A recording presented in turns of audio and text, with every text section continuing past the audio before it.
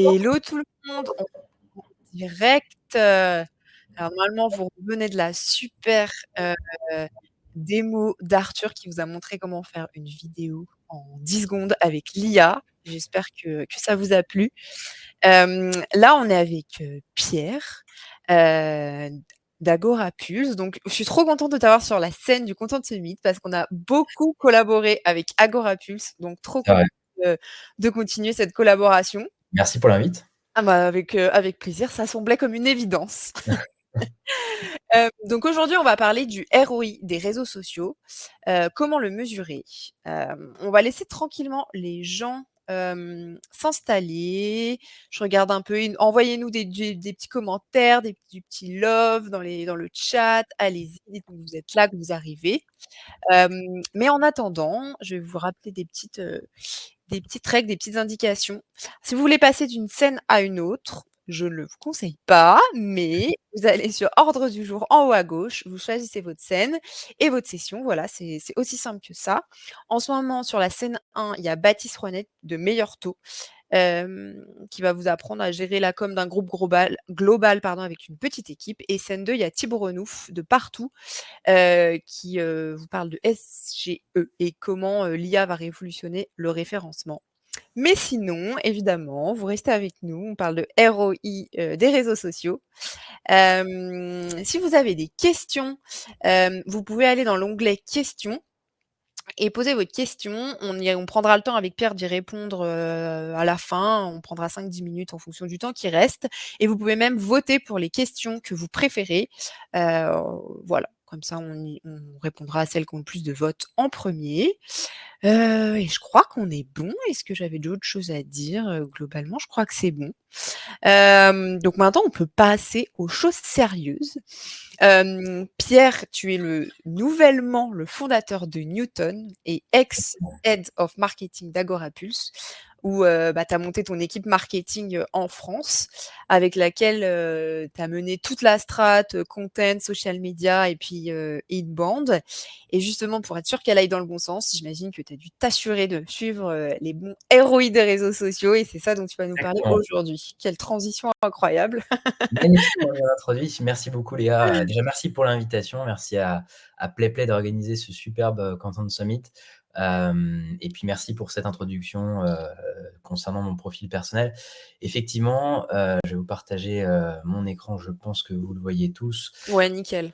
Voilà, donc l'idée, moi je suis Pierre, donc effectivement je suis nouveau fondateur de Newton. Newton, c'est un logiciel de gestion du contenu. Je fais partie, je faisais partie de l'équipe d'Agorapulse jusqu'à une petite semaine. J'ai quitté Agorapulse justement pour me consacrer à mon projet. Et je suis un ancien aussi de Qobuz, qui est un logiciel de streaming musical. Voilà, je m'attarde pas plus sur mon profil. En tout cas, effectivement, comme tu le disais, chez Agorapulse, j'ai eu l'occasion de bâtir l'équipe marketing France et de mettre en œuvre la stratégie d'inbound qui nous a permis d'atteindre des résultats assez incroyables, pour être tout à fait transparent avec vous. Et à cette occasion, bah, il est venu, comme pour beaucoup de marques, comme sans doute ceux d'entre vous qui nous écoutez, on a eu cette question de combien rapportaient les réseaux sociaux, quel était le ROI de nos actions d'une manière générale et plus spécifiquement sur les réseaux sociaux, puisque Agorapulse est un spécialiste des réseaux sociaux. Et donc, du coup, on a été confronté à cette question. D'où le fait qu'on en parle aujourd'hui, puisque c'est quelque chose qu'on avait déjà eu l'occasion d'évoquer avec PlayPlay. Et là, l'objectif était de revenir sur cette notion en vous proposant de l'aborder de la manière suivante: comment mesurer et augmenter aussi son ROI social media.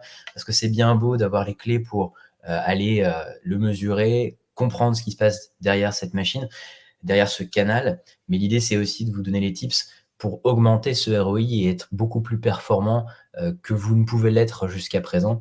Et donc, on a souhaité, avec Léa et Mélissa, aborder cette thématique de la manière suivante. Et donc, ce que je vous propose ce matin, c'est qu'on l'aborde de 3 manières. Je crois qu'on a une petite demi-heure, hein, corrige-moi Léa, hein, si je suis... Oui, exactement. Une euh, grosse demi-heure même. une grosse demi-heure. Donc, on va prendre le temps à la fois de développer ces 3 points. Le ROI social media, c'est quoi? Qu'est-ce que c'est? de quoi on parle. Ensuite, on parlera des étapes pour calculer son ROI. Et enfin, je vous propose d'aborder 6 conseils que je souhaiterais vous partager pour améliorer votre ROI. Donc, ce sont les 3 points que je me propose de développer pendant cette petite trentaine de minutes. Et puis, comme le disait Léa, on aura une question de session-réponse à la fin.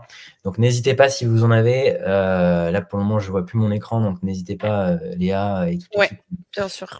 à m'interpeller si jamais il y a des questions qui émergent pendant mon propos. Et donc, maintenant qu'on a fait connaissance, on va rentrer un peu dans le vif du sujet.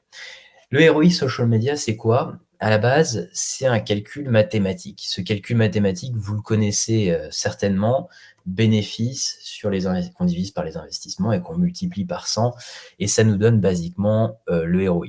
Les bénéfices, c'est l'argent que vous gagnez grâce à vos efforts. Alors, efforts sur tous les canaux marketing. Là, comme on parle du ROI social media, effectivement, plutôt sur les réseaux sociaux. Et l'investissement, c'est le coût total de vos efforts sur les réseaux sociaux. Certaines marques prennent simplement les investissements à proprement parler et combien je mets potentiellement en ads si je veux aller pousser mon contenu organique. D'autres marques vont aussi inclure le coût humain. Donc, il y a différentes manières d'aborder, différentes manières de qualifier cet investissement. Mais en tout cas, de base, c'est ce calcul mathématique que vous connaissez très certainement. Au-delà de ce calcul mathématique, en fait, ce concept de social media ROI, de ROI des réseaux sociaux, il traduit un état d'esprit. Cet état d'esprit, on a eu l'occasion avec Agora Pulse de aller le comprendre à travers une enquête qu'on a fait en 2022. Et on a été interrogé 300 spécialistes des réseaux sociaux qui étaient à la fois des personnes travaillant dans des agences, mais aussi des personnes travaillant pour des marques. Et donc, l'objectif était de comprendre quelle était leur approche, quelle était leur manière d'aborder le ROI des réseaux sociaux. Est-ce qu'ils le faisaient? Est-ce qu'ils ne le faisaient pas? Voilà, on a essayé de comprendre tout ça. Et la première question qu'on leur a posée, c'était quelle était l'importance qu'ils accordaient à la mesure de l'impact commercial de leurs actions sur les réseaux sociaux.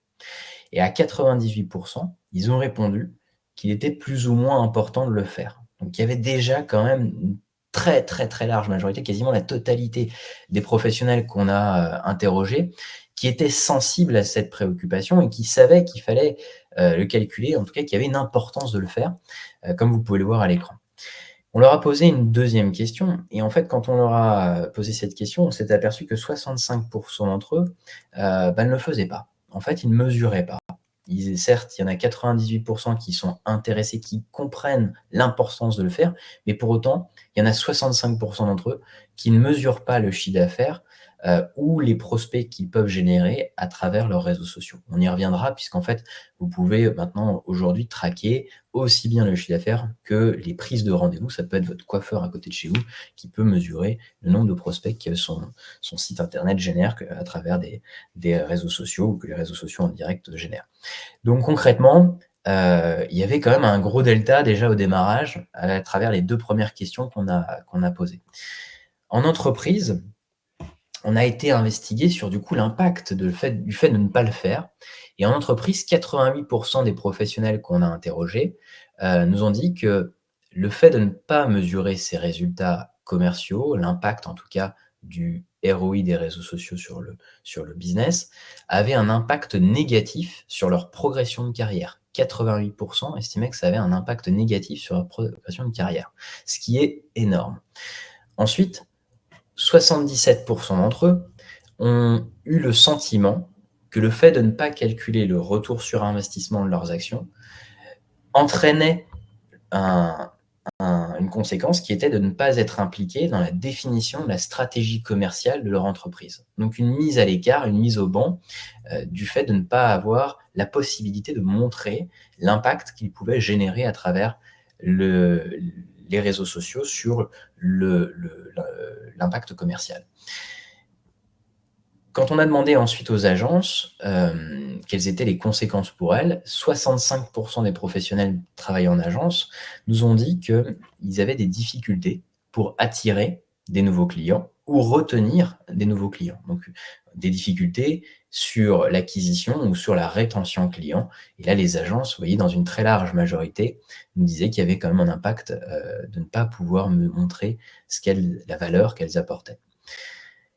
Et on a découvert et ça c'était la dernière donnée, on a découvert que 98% des posts qui pouvaient conduire à des visites sur un site web, à des conversions clients, à de la génération de revenus, eh bien n'étaient pas traqués. Très simplement, on y reviendra juste après, mais vous pouvez tout traquer aujourd'hui sur internet, tout traquer sur les réseaux sociaux. Et on s'apercevait que finalement, quand vous mettez un lien sur un post, eh bien 98% des gens qui faisaient cette démarche de mettre un lien dans un post ne l'UTMisaient pas, ne mettaient pas un code de tracking et donc du coup ne pouvaient pas comprendre l'impact que ce post pouvait entraîner sur les réseaux sociaux. Et donc la question que je voudrais vous poser aujourd'hui, et je pense que Léa, je vais te laisser appuyer sur le bouton pour poser cette question, c'est très simplement, est-ce que vous aussi, vous faites partie des 98,2% qui ne traquez pas le ROI de vos réseaux sociaux? Je ne vois pas le résultat, mais du coup, je laisse Léa commenter peut-être vos réponses. Alors, ça augmente, ça augmente, ça augmente, ça ne fait qu'augmenter. On est Je suis curieux. sur on est sur un ratio de, un bon ça augmente. 56 qu'on dit oui, 21 qu'on dit non, ça ne fait qu'augmenter. L'écart se creuse. L'écart se creuse. L'écart se creuse, on est sur du 1/4, 3/4 à peu près. Ouais, 3/4 d'entre vous ne mesurent pas, c'est bien ça, hein, du coup, et 1/4 qui mesure. C'est voilà, c'est à peu près la proportion. Vous voyez, bon, on est un peu, vous êtes un petit peu plus rigoureux que les personnes qu'on avait interrogées en 2022, mais en tout cas, on est à peu près sur la même proportion de professionnels qui ne mesuraient pas, parce qu'on a tous des contraintes, différentes excuses qui font qu'on ne le fait pas. Soit c'est trop coûteux en termes de temps, soit c'est chronophage. Soit on n'a pas la techno pour le faire facilement et donc du coup il va falloir s'organiser pour mettre en place cette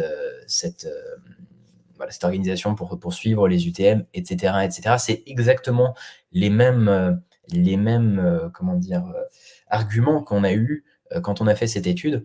On a eu énormément de professionnels qui nous ont dit bah ouais, en fait c'est trop long, on n'a pas le temps de s'en occuper, on n'a pas la qualification pour le faire, on n'a personne en interne qui peut gérer cette partie-là, ou alors il faut s'équiper et les logiciels les outils qui nous permettent de le faire sont trop coûteux, ou alors c'est des produits qu'on n'arrive pas à trouver sur le marché, etc., etc. Et donc du coup on a eu tous ces arguments qui justifiaient que 98% d'entre eux, plus de 90% d'entre eux, ne le faisaient pas. Très concrètement, du coup, ça nous a amené à nous questionner et en fait, au-delà d'un simple lien de tracking, ce que j'aimerais vous faire comprendre, c'est que le ROI des réseaux sociaux, c'est aussi une démarche d'aller essayer de comprendre ce qui se passe, d'essayer de comprendre des tendances. Et vous avez sans doute tous entendu parler du dark social, donc le bouche à oreille digital. Et l'idée, c'est d'essayer de comprendre aussi l'incompréhensible, c'est-à-dire essayer de comprendre d'où peut venir ce bouche à oreille digital, comment les connexions se font et du coup comment les gens arrivent sur votre site internet, puisqu'en fait ils vont se partager potentiellement un lien que vous avez diffusé sur vos réseaux sociaux et ça va passer par des messageries, des groupes WhatsApp ou alors des messages privés de tout type sur n'importe quel canal. Et donc là, vous allez avoir une difficulté à traquer et donc essayer de mettre en place cette démarche de calcul du retour sur investissement vous permet aussi de décrypter ce qui se passe sur le dark social. En tout cas, d'essayer de comprendre, de le décrypter, parce que c'est un phénomène qui est quand même extrêmement compliqué à décoder. On aura l'occasion d'y revenir juste après, mais c'est une première chose, en tout cas dans cette démarche qu'on essaie de résoudre. La deuxième chose, c'est essayer aussi de lutter contre le zéro clic. Vous savez que parfois, on a des tendances qui apparaissent, on essaie de mettre en place certaines initiatives, certaines campagnes, on poste des choses sur les réseaux sociaux, et puis on n'a pas les résultats qu'on espérait, et pour le coup, il faut essayer de comprendre quelles sont les raisons pour lesquelles il n'y a pas eu de clic sur un post ou alors sur un lien, etc., etc. Et donc, du coup, l'objectif est aussi de comprendre les raisons du pourquoi il n'y a pas eu de clic et décrypter ce phénomène du zéro clic. Et enfin, traquer son ROI des réseaux sociaux, c'est aussi essayer de comprendre comment l'augmentation de sa brand awareness se fait. Comment est-ce qu'on peut aller itérer et augmenter davantage sa brand awareness? Ça, c'est aussi une des raisons pour lesquelles il faut, rentrer dans cette démarche. Si, si on rentre d'une manière un peu plus concrète dans le vif du sujet, comment est-ce qu'il faut s'y prendre? Est-ce qu'il faut traquer manuellement tous ces posts? Vous savez que ça peut être fastidieux, ça peut être très laborieux d'essayer de mettre en place un tracking manuel de tous ces posts.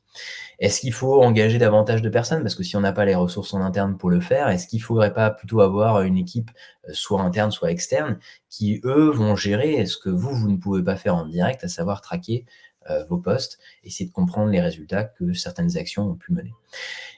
Ensuite, est-ce qu'il faut simplement ignorer le problème? Il y a beaucoup, et c'est assez, incroyable de le voir encore aujourd'hui, mais il y a beaucoup de professionnels qui mettent un peu la poussière sous le tapis et qui se disent: «Ouais, en fait, c'est tellement laborieux que je m'en fiche et puis de toute façon, j'ai les masses, ça me suffit pour comprendre le phénomène et donc du coup, je sais qu'il y a, par les réseaux sociaux, tant de personnes qui viennent tous les mois et ça me suffit». Mais sauf que, vous n'allez pas aller au fond de l'explication et donc, si vous voulez améliorer votre stratégie, si vous voulez performer davantage, cette justification ne va pas suffire. Et donc, ignorer le problème n'est pas le résoudre et donc vous allez vous retrouver finalement peut-être sur un plateau à un certain moment. Est-ce qu'il faut être fataliste et se dire qu'on ne peut pas le faire? Certains professionnels, là encore, et c'est assez marrant de le voir, encore en 2023, certains professionnels se disent que c'est tellement compliqué qu'il vaut mieux pas le faire et pas mettre le doigt dedans, sinon on rentre dans un engrenage qui est compliqué. Voilà aujourd'hui où on en est. La vraie, démarche à adopter, elle est plutôt, celle que je partage aujourd'hui à l'écran et de base, c'est un peu une pyramide. La base de cette démarche, c'est d'abord de repenser, la relation qu'on a avec les réseaux sociaux et d'abord se dire que les réseaux sociaux doivent être vus comme un potentiel centre de profit et pas comme un centre de coût. Et ça, c'est une évangélisation qu'il faut faire. C'est, assez marrant de voir qu'aujourd'hui, le rapport que les entreprises et certaines agences ont avec les réseaux sociaux reste très primaire. C'est-à-dire que, on s'entend souvent dire en tant que professionnel: «Ouais, mais les réseaux sociaux, c'est de la com. Les réseaux sociaux, ça ne génère rien. C'est bullshit». Vous pouvez avoir tous ces arguments-là. Je pense que vous l'avez tous eu à un moment de votre carrière. Et on l'entend encore aujourd'hui. Souvent de personnes un peu plus âgées, que nous, qui n'ont pas tout à fait la même relation, qui n'ont pas évolué dans le même business model, que celui qu'on peut connaître aujourd'hui. Mais en tout cas, il y a une démarche à initier en tant que professionnel de repenser la manière dont les réseaux sociaux doivent être vus, et de plutôt les faire percevoir comme un potentiel centre de profit que comme un centre de coût.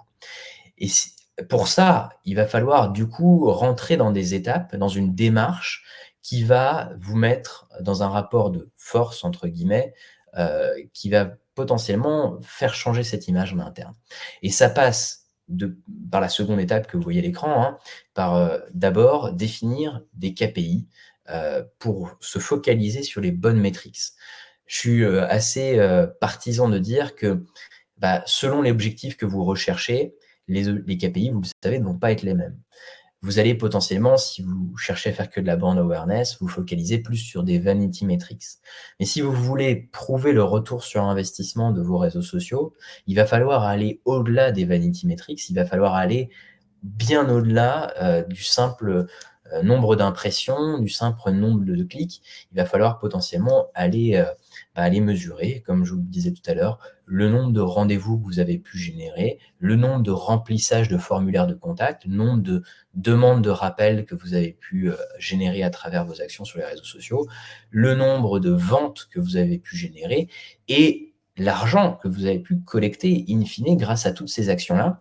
Et donc du coup, ça nécessite, je ne l'ai pas mis à l'écran, mais ça pourrait être un 2 bis, ça nécessite aussi, une fois que vous avez défini les KPI, d'avoir le bon outillage, d'avoir les bons outils pour mesurer ces KPI.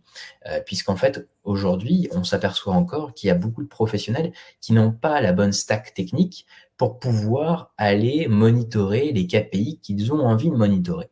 Et ça nécessite du coup d'aller s'intéresser à quels peuvent être ces outils, les benchmarker et ensuite aller se faire des démos et potentiellement en sélectionner une. Donc ça, c'est la deuxième brique vraiment de cette pyramide, c'est vraiment d'aller bien définir ses KPI et je rajouterais du coup à choisir ces bons outils pour mesurer ces KPI. La troisième brique, c'est calculer toutes les dépenses. Puisqu'à un moment, vous allez amorcer cette démarche d'aller calculer votre retour sur investissement sur les réseaux sociaux, ça va nécessiter aussi qu'à un moment, vous fassiez une photographie de toutes les dépenses, de tous les coûts qui sont générés par votre démarche d'animation de vos réseaux sociaux. Donc ça peut être des coûts humains, ça peut être aussi des coûts d'ads, ça peut être aussi des coûts logiciels, etc., pour bien compiler ces dépenses-là, voir là où vous pouvez faire des arbitrages, là où vous pouvez mettre plus de moyens publicitaires parce que c'est plus performant, et donc du coup aller itérer en partant des dépenses que vous avez à l'origine. Une fois que vous avez fait cette troisième strate de cette pyramide, l'objectif c'est ensuite d'aller traquer. Toutes les actions que vous avez amorcées jusqu'à présent, elles doivent être repensées à l'aune du tracking et donc vous devez tout traquer. On verra juste après, mais aujourd'hui, il est effectivement possible de tout traquer. Aussi bien des conversations privées que des ads, etc., etc. Et il ne faut pas s'empêcher de traquer, puisque c'est comme ça que vous allez pouvoir affiner votre stratégie, et c'est comme ça, à la fin, que vous allez pouvoir calculer votre ROI des réseaux sociaux. Voilà, en gros, les étapes, elles sont assez simples sur le papier. Maintenant, les mettre en place peut demander parfois plusieurs jours, même plusieurs semaines, voire plusieurs mois en fonction de votre organisation interne. Mais en tout cas, sur le papier, la roadmap, elle est plutôt claire, elle est plutôt simple. Voilà comment on voit les choses. Je ne sais pas si à ce stade, il y a des questions, mais je peux peut-être en prendre d'ores et déjà si jamais vous en avez. Avant de rentrer dans les 6 conseils que je vous partage pour augmenter votre ROI, mais si vous avez des questions, n'hésitez pas, on peut peut-être les prendre. Je ne sais pas ce que tu en penses, Léa, s'il Ouais, carrément, carrément. y a quelques questions qui émergent. Alors, On a des questions sur, mettre un lien de tracking, enfin, comment on fait pour traquer, très opérationnellement un post? Est-ce que tu vas en parler peut-être après ou tu veux prendre je la vais en question parler. Ça maintenant? sera le premier conseil. Donc, si la personne qui a posé cette question peut attendre un tout petit peu, je vais en parler juste après. Sinon, il y a une question pour rebondir sur, centre de profit, centre de coût. Mmh. Quel KPI utiliser pour prouver que les réseaux sociaux sont un centre de profit justement? Alors, quel KPI? Très simplement, j'en parlais tout à l'heure, si vous voulez, ça dépend en fait de ce que vous recherchez. Si vous cherchez à mesurer, par exemple, le nombre de rendez-vous, vous êtes je sais pas, un une marque qui s'appelle Planity et qui génère des rendez-vous, pour ses clients. Vous allez peut-être proposer des différentes solutions, peut-être un accompagnement, je sais pas, je connais pas très bien Planity pour être tout à fait honnête, mais peut-être un accompagnement sur l'animation des réseaux sociaux de certains coiffeurs. Bon bref, en tout cas, imaginons que vous soyez un professionnel qui accompagne des coiffeurs et vous avez, mis en place un site internet, vous animez, les réseaux sociaux, leur page Facebook, pour prendre un exemple très concret. Ce que vous allez, du coup faire, c'est potentiellement un plan d'animation commerciale. Ce plan d'animation commerciale, il comprend X postes étalés sur X semaines. Si dans ces postes-là, vous avez un incentive, par exemple, je sais pas, on fait, moins 10 sur la coupe, enfant cette semaine, parce que c'est, la semaine de la journée internationale des enfants, et cetera, et cetera. Ou alors vous avez une autre animation commerciale qui peut être, je sais pas, on fait, je sais pas, moins 25 sur le brushing, et cetera, et cetera. Je prends un exemple un peu bateau, mais en l'occurrence, ce que vous allez vouloir générer comme action, c'est des prises de rendez-vous pour le coiffeur à travers un post. Et donc du coup, vous allez, dans votre post, mettre un lien qui sera traqué et ce lien-là va peut-être contenir, ce post va peut-être contenir un code promo et ce code promo, du coup, la personne en prenant son rendez-vous peut en bénéficier et l'activer. Là, vous allez avoir, heu, une action qui potentiellement, va générer des rendez-vous et ces rendez-vous-là, à travers, des outils, on va en reparler juste après, mais comme Google Analytics, vous pouvez, du coup, les mesurer, les traquer et voir l'impact qu'ils peuvent avoir. Vous pouvez très concrètement vous dire que les KPI que vous voulez mesurer à travers votre action, c'est 1, le nombre de prises de rendez-vous. Ensuite, 2, c'est des spécificités business, hein, j'en reviens encore à ce que je disais tout à l'heure, hein, mais les KPI peuvent être définis aussi à l'aune de votre business et doivent être définis à l'aune de votre business et de la démarche que vous souhaitez amorcer. Mais concrètement, l'autre KPI que vous allez vouloir mesurer, c'est le nombre de formules qui ont été réservées. Est-ce que c'est plus des coupes madame ou des coupes monsieur ou des coupes enfants, etc., etc. Donc, si vous avez un objectif qui est fixé par votre annonceur ou par votre boss de mettre plus le paquet sur tel type d'offre, et ben, du coup, votre KPI va être la mesure de chacune de ces offres. Et donc là, vous allez du coup mettre en place des UTM qui vont bien pour pouvoir les mesurer. Mais concrètement, votre deuxième KPI pourrait être du coup la mesure des offres qui ont été réservées à travers votre action. Et enfin, lorsque la personne vient en rendez-vous et que du coup vous l'encaissez, ça permet de confirmer, il y a potentiellement un delta, il y a peut-être des gens qui vont se désister, qui vont annuler leur rendez-vous, mais en tout cas, vous allez potentiellement avoir la possibilité de mesurer le chiffre d'affaires généré et honoré, parce que les rendez-vous ont été honorés, par votre action.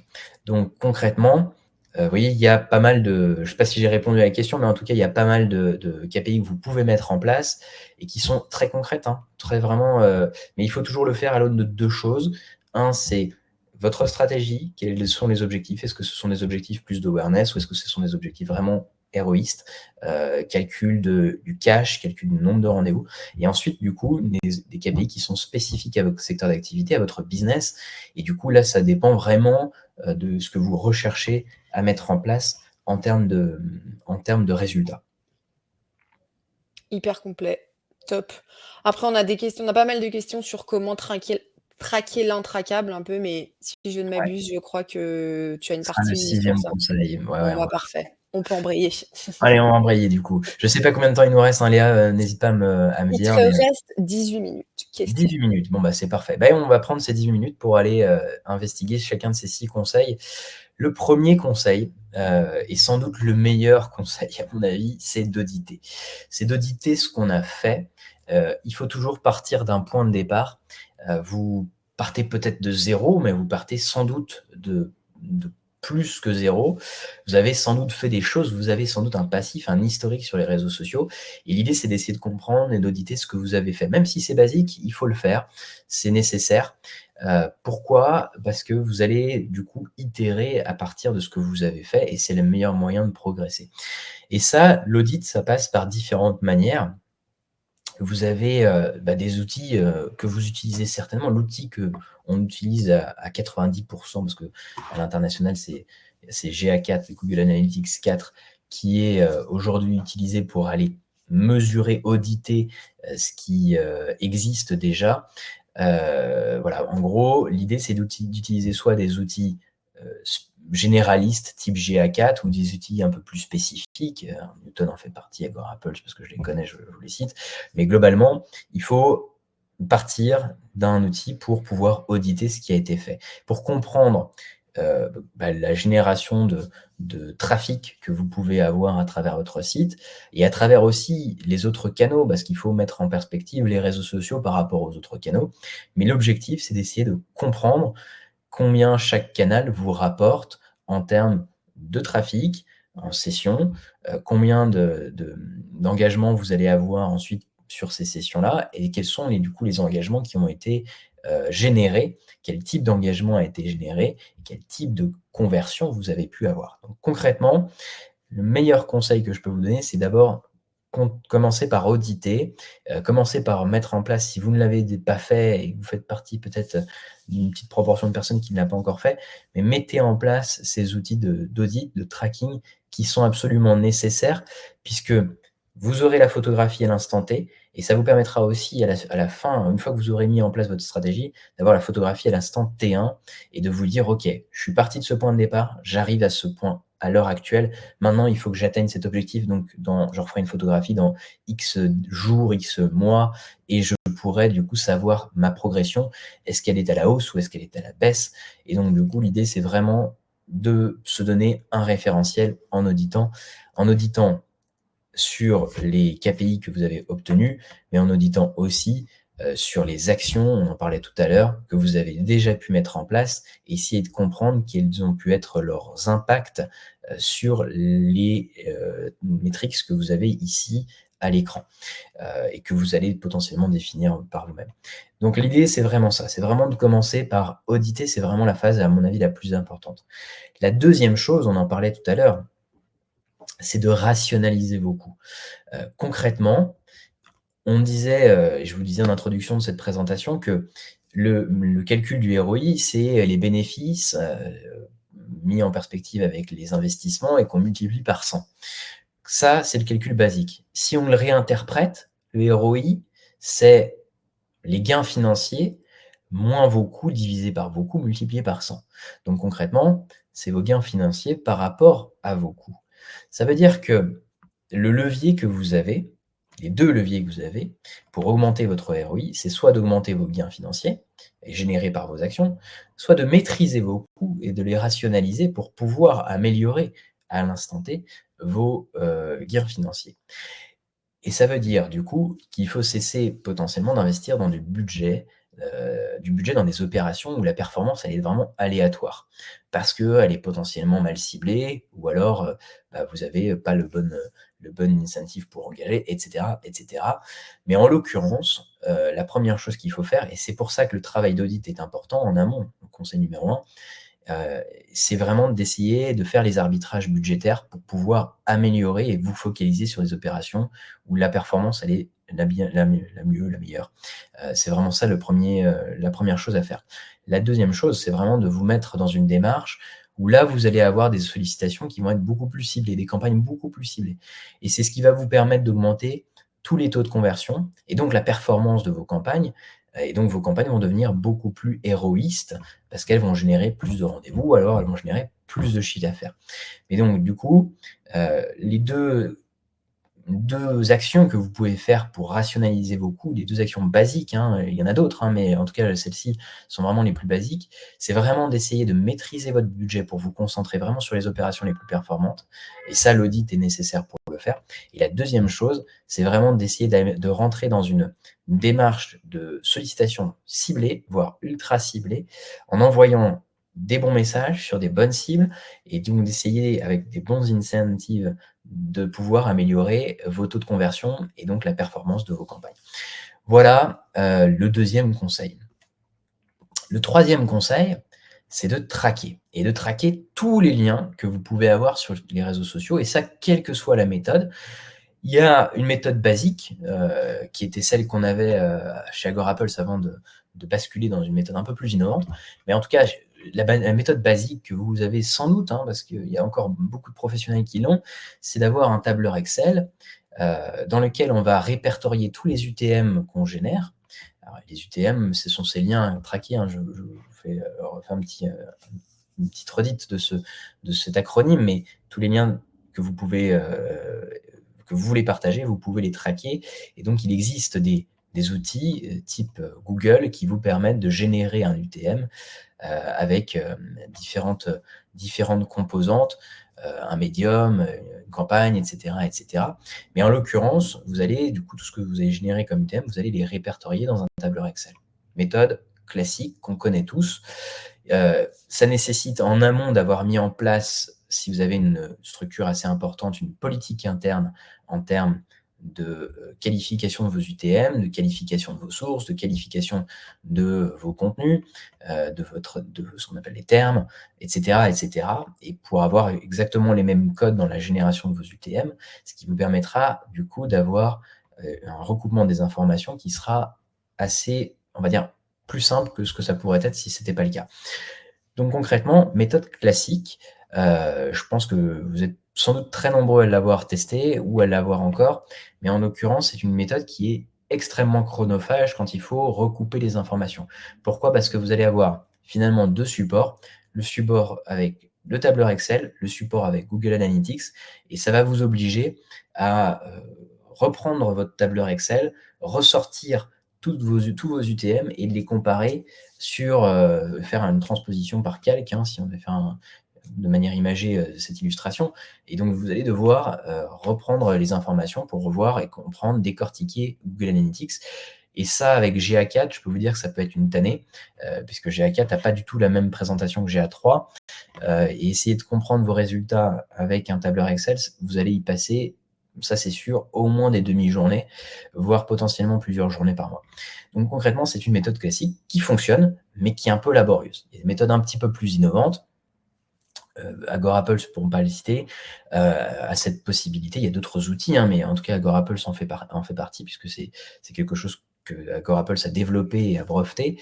C'est une génération automatisée de vos UTM et qui vous permet, du coup, quand vous partagez un lien dans votre post, automatiquement l'UTMiser et du coup de le traquer et de vous sortir ça sous forme de rapport, ce qui fait gagner un certain nombre d'heures et ça vous évite de faire ce travail manuel qui était le premier pain point qu'on évoquait tout à l'heure, hein, de ce travail manuel, de recouper les informations et c'est vraiment le truc le plus chronophage. Là, au moins, vous avez des choses qui sont un peu plus faciles en termes de mise en place. Mais ça n'empêche pas que dans les deux cas, l'idée, c'est de traquer tous les liens qui sont postés avec un UTM. Ça, c'est la base. Vous ne pourrez pas avoir de résultats visibles si vous n'avez pas mis en place un UTM au démarrage. Le quatrième conseil, c'est effectivement de vous dire traquer c'est bien, mais interpréter c'est mieux en fait. Interpréter c'est mieux, et si vous avez mis en place ce tracking, mais que vous n'interprétez pas ou que vous ne savez pas l'interpréter, ça peut être un coup d'épée dans l'eau. Et je vais vous donner un exemple très concret avec Dafimoto. Dafimoto, c'est un client d'Agorapulse. Dafimoto, c'est une marque un équipementier pour moto et scooter. C'est le leader, je crois, en Europe, si je ne me trompe pas. Mais Dafimoto a un double business, un business en ligne. Il y a un site internet sur lequel vous pouvez commander des pièces, des équipements. Et vous avez aussi des points de vente. Et donc, du coup, il y a un certain nombre de points de vente partout en France. Donc, il y a un double défi pour Dafimoto qui est de traquer à la fois ce qu'on peut avoir comme Drive to Store stratégie et puis Drive to site, online site en termes de stratégie. Donc, l'idée pour Dafimoto, c'est vraiment ça. C'est vraiment d'essayer de comprendre qu'est-ce qui est apporté comme business dans les agents, enfin dans les points de vente, et qu'est-ce qui est apporté comme business en ligne à travers les réseaux sociaux, à travers votre action sur les réseaux sociaux. Et là, l'avantage que Dafimoto a, c'est qu'en utilisant Agorapulse, ils ont pu mettre en place des rapports simples. Et ça, du coup, c'est vraiment la base. C'est-à-dire qu'une fois que vous avez mis en place le tracking, il faut que vous arriviez à générer des rapports. Vous rappelez-vous, tout à l'heure, je vous parlais de la relation que vous pouviez avoir en interne avec certains de vos collaborateurs, votre N+1 potentiellement, ou alors d'autres équipes qui, notamment les sales, qui souvent disent marketing c'est bullshit, ça ne nous apporte rien. Et là, vous avez, en vous mettant dans une démarche de générer des rapports, vous avez la possibilité de leur prouver par A plus B tout le funnel de conversion, et donc de l'action de votre post sur les réseaux sociaux à la génération de l'UTM, en passant par la diffusion sur les réseaux sociaux, sur chacun des réseaux sociaux que vous utilisez, et l'impact que ça a eu, vous leur montrez que les réseaux sociaux, ce n'est pas bullshit, que c'est un centre de profit et pas un centre de coût, et donc du coup que vous leur apportez de la valeur, que vous apportez de la valeur à l'entreprise. Mais ça veut dire qu'il faut du coup produire des rapports et se dire, OK, ces rapports peuvent être bons comme ils peuvent être mauvais, mais en tout cas, je m'engage toutes les X du mois à fournir des rapports et à les partager avec les parties prenantes qui peuvent être intéressées. Maintenant, une fois qu'on s'est dit ça, l'idée c'est de comprendre aussi, de rentrer vraiment dans le vif du sujet et de regarder les métriques qu'il faut. On parlait tout à l'heure, il y a une question par rapport aux métriques, mais l'idée c'est vraiment d'essayer de comprendre l'impact des visiteurs que vos posts ont pu avoir. Et ça, quand vous mettez un UTM dans votre post, dans votre lien qui est inséré dans votre post, vous pouvez mesurer le trafic, le nombre de visiteurs que votre post a pu générer, que d'une manière générale, l'ensemble de votre stratégie social media a pu générer. Et donc, vous pouvez comprendre s'il y a une saisonnalité, s'il y a certaines actions et certaines campagnes qui ont performé et qui vous donnent, comme vous le voyez à l'écran pour Dafimoto, sur, par exemple, un premier semestre, une évolution avec des grands temps forts, etc., etc. Donc là, vous rentrez dans une optique d'analyse, une analyse qui, là, concerne les visiteurs uniques. Vous pouvez aussi, du coup, voir le nombre de transactions qui est généré à travers le trafic que vous avez pu apporter. Donc là, on rentre encore dans une strate un petit peu plus micro. Donc, vous avez généré du trafic. Maintenant, vous êtes capable de dire, ce trafic-là, il a permis un certain nombre de transactions et c'est une variation qui est potentiellement supérieure à la période précédente, inférieure à la période précédente, etc., etc. Donc, vous avez la possibilité de mesurer, et je vous le conseille, quelle que soit la méthode, de mesurer aussi le nombre de transactions. Là, vous avez aussi, après, la manière de faire, c'est d'aller voir le nombre d'euros que vous avez générés avec ces transactions-là. Et l'idée, c'est après de décortiquer chacune des transactions à l'aune de vos offres, des offres de votre société. Peut-être que vous avez des packs. L'idée, c'est de comprendre le volume global de transactions que vous avez générées et à l'intérieur, quelle est la répartition de ces revenus générés. Est-ce que c'est plus certains packs que d'autres, certaines formules que d'autres, qui ont pu générer, certains produits qui ont pu générer plus de business que d'autres. Donc là, vous allez pouvoir rentrer directement dans la compréhension du chiffre d'affaires. Une fois qu'on s'est dit ça, il y a maintenant un deuxième sujet qui est d'essayer, à travers la génération des rapports que vous allez faire, de comprendre le poids de chacun des réseaux sociaux. Puisque vous allez potentiellement avoir envie, peut-être que c'est le cas pour nombre d'entre vous, d'être présent un petit peu partout. Être présent partout, ça ne veut pas dire être performant partout. Être présent partout, ça veut dire que je travaille mon image, mais potentiellement, il y a certains canaux où mon audience ne sera pas et qui vont être des canaux sur lesquels je mets beaucoup d'efforts, mais qui vont peu me rapporter. Ça, cette visibilité, elle n'est pas possible via Google Analytics 4 simplement. Il faut du coup coupler ça d'un autre outil. Sans vouloir faire trop de publicité pour AgroApples le fait, mais il y a d'autres outils qui peuvent le faire. AgroApples le fait, mais en l'occurrence, l'idée, c'est d'essayer de comprendre, la démarche qu'il faut adopter, c'est d'essayer de comprendre et aller au-delà de la simple information réseaux sociaux, essayer d'aller comprendre quels sont les réseaux sociaux qui apportent le plus en termes de génération de business, en termes de visiteurs, en termes de transactions, en termes de revenus générés. Et là, vous le voyez à l'écran, c'est possible aujourd'hui de voir que Facebook est potentiellement plus un drain de business pour une marque, que YouTube est peut-être un peu moins, etc., etc. On a des exemples, j'ai des exemples en tête de marques qui font encore aujourd'hui avec feu Twitter, nouvellement X, des milliers d'euros de chiffre d'affaires par mois avec un simple tweet, parce qu'elles ont des communautés qui sont extrêmement présentes sur ce canal. Et donc l'idée, c'est d'essayer de comprendre à travers les réseaux sociaux qui sont les plus performants, là où est votre audience et là où votre audience s'engage. C'est vraiment ça l'objectif, c'est vraiment d'essayer de comprendre là où est présent votre audience et là où elle s'engage. Et donc ça va vous donner ensuite les clés, et on parlait tout à l'heure d'audit, mais ça vous donne les clés pour aller itérer potentiellement sur quels sont les canaux sociaux où vous devez mettre peut-être plus d'efforts, faire plus de publications, mais aussi éventuellement essayer de comprendre, on va en reparler juste après, quels sont les contenus qui sont les plus performants et sur lesquels vous devez potentiellement produire davantage. Il y a peut-être des thématiques de contenu qui vont du coup vous aider à mieux vendre vos produits et qui intéressent plus votre audience et qui du coup, si elles performent, vont vous orienter plus dans votre production de contenu. Voilà, c'est l'exemple que vous avez à l'écran. Là, vous voyez qu'un post qui parle d'un certain sujet, potentiellement, il va générer 270 euros de transactions, alors qu'un post qui a été fait avant, lui, a généré 0 euros de revenus. Voilà, l'idée, c'est vraiment d'essayer de comprendre quels sont les sujets qui intéressent votre audience et sur quel canal, du coup, votre audience est engagée sur ces sujets.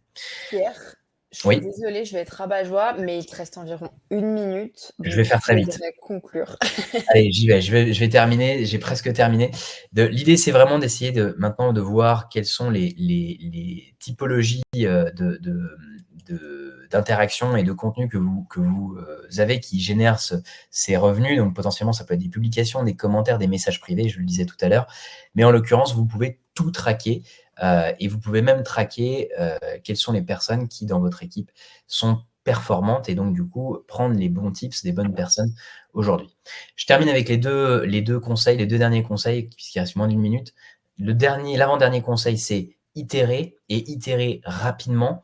Il faut que vous rentriez impérativement dans un mindset d'iterative Scrum Process. L'idée, c'est d'analyser, de planifier, d'améliorer potentiellement la campagne, d'essayer de la construire et de la tester et ensuite de la revoir et de se remettre dans un cycle, si vous avez des changements à faire, de se remettre dans un cycle similaire juste après et de toujours tourner un peu en boucle sur les mêmes étapes pour vous permettre de vous apporter une méthodologie et du coup d'avoir ce processus qui vous permet d'itérer beaucoup plus rapidement pour corriger le tir s'il le faut.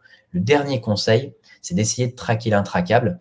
On parlait tout à l'heure du zéro clic, on parlait du dark social, on parlait de l'awareness. C'est vraiment d'essayer de mettre en place une démarche et les outils qui vous permettent de traquer ces trois aspects-là. Et pour ça, équipez-vous d'outils qui vous permettent de traquer. Il y a trois autres choses, c'est d'échanger régulièrement avec les sales. L'échange toutes les semaines, tous les mois avec vos sales vous permettent d'avoir des insights sur qu'est-ce qui performe, qu'est-ce qui ne performe pas, les problématiques, les pain points des audiences, et donc du coup d'aller essayer de corriger le contenu, d'essayer d'améliorer certaines choses sur les réseaux sociaux. C'est pareil avec les CS. Et le dernier point là-dessus, c'est d'essayer de mailler votre contenu. C'est hyper important. Quand vous arrivez à mailler votre contenu, ça va vous permettre d'aller essayer de comprendre aussi votre funnel. Potentiellement, il y a quelqu'un qui vient par le blog. Vous avez peut partager un article de blog sur les réseaux sociaux. Cet article de blog, il va avoir à l'intérieur une bannière qui met en avant un webinar sur le même sujet que votre article de blog, mais qui permet d'aller davantage en profondeur sur ce sujet. Et là, vous allez faire rentrer les gens dans un funnel, c'est traqué. Et donc, de A à Z, si vous avez traqué votre post, vous êtes capable de voir l'évolution de la personne, de son parcours sur le blog, sur le webinar et potentiellement dans votre CRM après. Si vous avez échangé avec les sales, ensuite, vous pouvez leur demander d'interroger les personnes qu'ils ont en face pour savoir comment elles sont venues. Et là, vous avez toutes les clés pour essayer de traquer l'intraquable. Voilà, je pense avoir tout dit sur le sujet. Je ne sais pas si j'ai débordé la minute qui m'était accordée, mais en tout cas, n'hésitez pas si vous avez des questions. On n'a plus trop le temps pour les questions, malheureusement. Je sais pas, j'ai un petit doute. Est-ce que c'est toujours bon? Vous nous voyez tout bien? Il n'y a pas de... Normalement, je vais juste m'assurer que tout est OK. Oui, c'est bon. Bon, visiblement, on peut pousser encore un peu. Je vois mon équipe marketing qui me fait des gros yeux, mais c'est pas grave. Je suis aussi disponible par moi-même sur LinkedIn s'il y a des questions. Super. J'en profite juste pour vous dire que je lance un podcast de mon côté qui sera disponible le 15 novembre sur le sujet des contenus. Et on va parler, le premier épisode va parler justement de comment traquer ces contenus. Donc, si vous êtes intéressé pour en savoir davantage, n'hésitez pas, il y a un petit QR code qui vous permet de vous abonner à la page LinkedIn et de recevoir l'alerte dès que le premier épisode est disponible. Voilà, j'en profite. Et puis, si vous avez des questions, n'hésitez pas, je suis disponible sur LinkedIn pour pouvoir vous aider à faire exploser votre ROI, le ROI de vos questions. Trop bien. C'est vrai que c'était hyper dense comme présentation. Il y a énormément d'informations. Et vous inquiétez pas. Je sais que ça peut faire un peu peur parfois quand on se dit « Oula, ça fait beaucoup d'étapes, beaucoup de conseils, par où je commence ?» Mais vous inquiétez pas, on va faire des checklists recap. On vous enverra un tote bag dès la semaine prochaine. Comme ça, ça permettra un peu de vulgariser toutes ces informations. Donc, franchement, c'était top, Pierre. Merci beaucoup. C'est dommage qu'on n'ait pas le temps de... Oui, c'est bien qu'on soit fait un petit stop question entre la présentation. Ouais, c'est top, c'est top. Et puis, voilà, n'hésitez pas en effet, comme a dit Pierre, à lui poser toutes vos questions si vous en avez d'autres directement sur LinkedIn. Et puis sinon, écoutez, nous, on se retrouve à 13h30 pour parler du portrait robot du communicant de demain. C'est Thibaut, notre CEO, qui vous présentera les grandes tendances futures en matière de contenu et du coup, quelles compétences il faut avoir pour rester à tout prix dans le coup. Voilà, bon appétit à tous. Et puis, on se retrouve à 13h30. Merci Pierre. Bon appétit aussi. À tout le monde. Ciao, ciao. À bientôt.